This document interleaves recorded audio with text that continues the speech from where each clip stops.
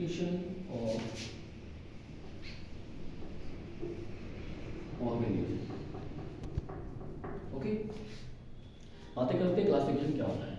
Classification ये है कि किसी भी ऑर्गन को, या जितने कहें कि हमारे अर्थ पर मिलने वाले जितने भी हमारे ऑर्गन हैं उनको उनके कैरेक्टर के बेस पर क्लासिफाई करना है, क्या होता है, क्लासिफिकेशन कहलाता है। ओके, जो है क्लासिफिकेशन है इसको देने वाले विभिन्न साइंटिस्ट हुए हैं। ठीक है, सबसे बातें करते हैं हमारे सबसे जो फर्स्ट हमारे साइंटिस्ट हुए थे ये थे हमारे एरिस्टोटल। ठीक है, जो एरिस्टोटल है उसने क्या किया था, जितने भी हमारे ऑर्गन हैं उनको दो पार्ट में डिवाइडेशन किया। पहला था पास में एनिमल्स और दूसरा पास था प्लांट्स। ठीक है, हम ये भी कह सकते हैं कि सबसे पहले जो हमारे ऑर्गन हैं उन सबको केवल दो पार्ट में डिवाइडेशन किया गया। पहला एनिमल्स में किया गया और दूसरा क्या गया था, हमारे प्लांट्स में किया गया था। ठीक है, इसलिए ध्यान रखना हमारा जो एरिस्टोटल है जब सबसे पहले इसने इन चीज़ों को डिवाइडेशन किया, इसलिए ध्यान रखना इसे हम फादर और बायोलॉजी भी कहते हैं। क्या कहते हैं, फादर ऑफ बायोलॉजी। क्यों, जो बायोलॉजी है उसकी स्टार्टिंग की उसके बारे में जो एक्सप्लेन किया था डॉक्टर सबसे पहले वो हमारे कौन थे, वो एरिस्टोटल थे जिसने इसके बाद बताया था।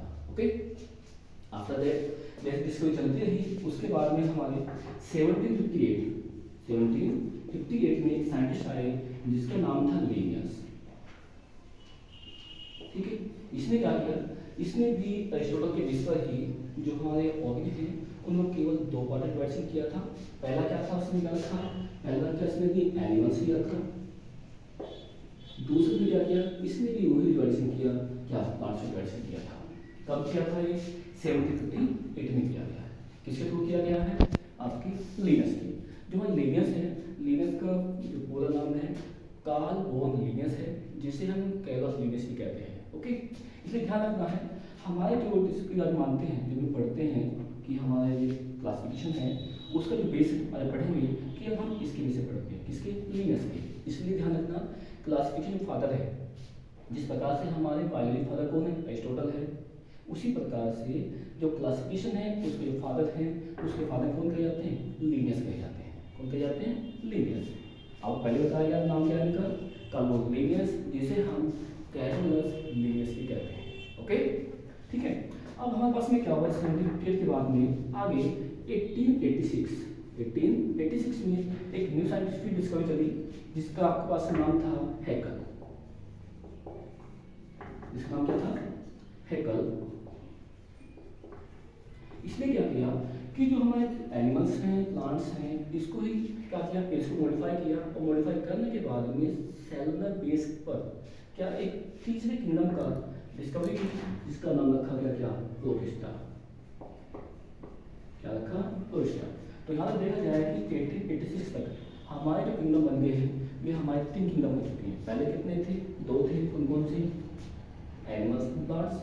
तीसरा हमारा 1886 में क्या है, तीसरा किंगडम बना हमारे पास, क्या था वो, प्रोटिस्टा था। ठीक है, इसमें आने वाले जितने भी हमारे ऑर्गन हैं वे केवल सेलुलर बेस पर वे रखे गए जिनकी सेलुलर बेस ओनली यूनिसेलुलर थी।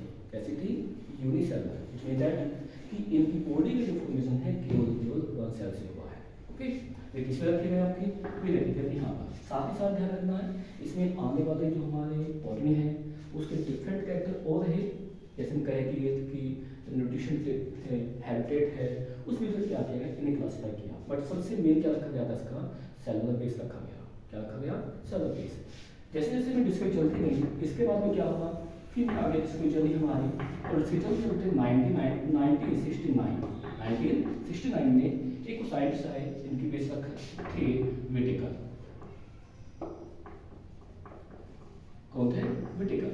और विटिकर ने क्या किया, फिर इन तीनों किंगडम की स्टडी की, किसकी, एनिमल्स की, प्लांट की, स्टडी की गई। और स्टडी करने के बाद में इसने फिर इसको मॉडिफाई किया।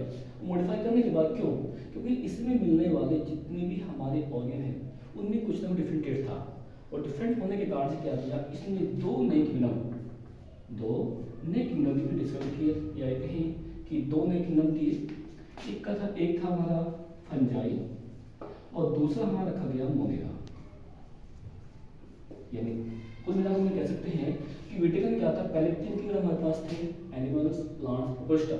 इसके बाद में 2 नए किंगडम हमारे पास आए, फंजाई और मोनेगा आया। कुल मिलाकर यहाँ तक का हमारे 1969 तक हमारे पास में कितने किंगडम हो चुके हैं, 5 किंगडम्स हो चुके हैं। कौन कौन से हैं, एनिमल्स, प्लांट्स, प्रोटिस्टा, फंजाई और मोनेगा। क्लियर है?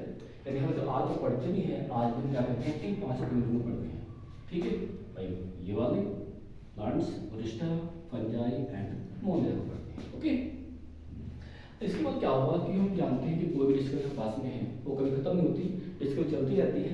और डिस्कशन चलती रहती क्या किया, हमारे आगे की साइंस आते गए और उन्होंने क्या किया, अपनी जो होती है किंगडम है उनको मॉडिफाई किया, अपनी सर्च की गई।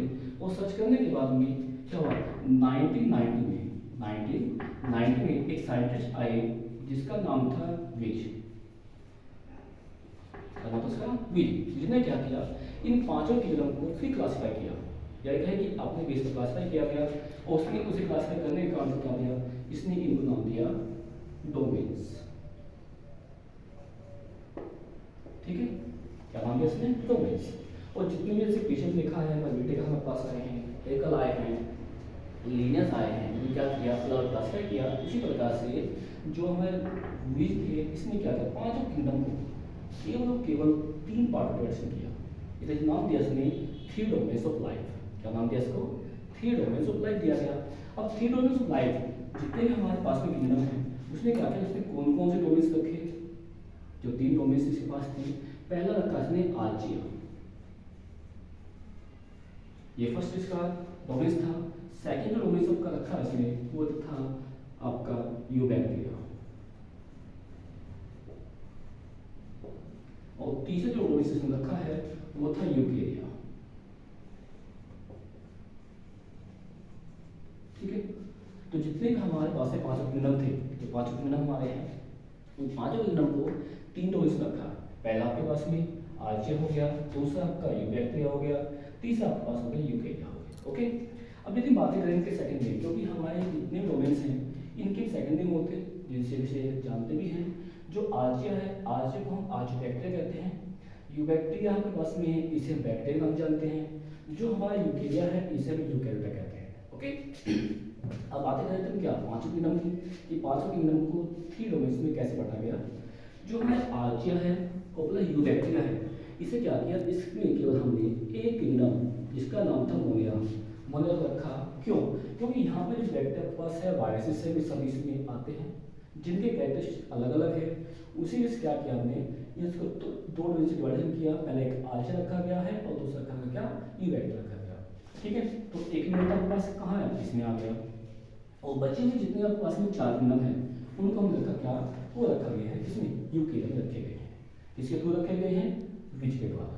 ठीक, और विज ध्यान रखना है, विज ने क्या किया, इनकी सर्फेस, इनके कैरेक्टरिस्टिक्स, जिनकी प्रॉपर्टी थी, ठीक है, उनके बेसिस पर रखा गया। यहाँ तक कि जो उनके हैबिटेट हैं उनके अनुसार भी, या ये कहे कि उनका बेस भी था, जिस कारण से इन्होंने क्लासिफाई किए थे, अलग अलग बेसिस रखे गए।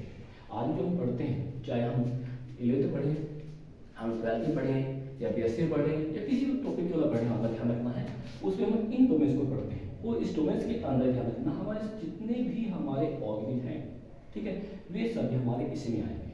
और साथ साथ ध्यान रखना है, अब तक हमारे पास में अब तक बताया कि 5 किंगडम है, ये केवल हमारे बेसिक लेवल तक रहेंगे। लेकिन यदि हम एक अप लेवल पर जाएंगे, वहाँ पे हमारे जो किंगडम है उनकी क्वांटिटी बढ़ चुकी है।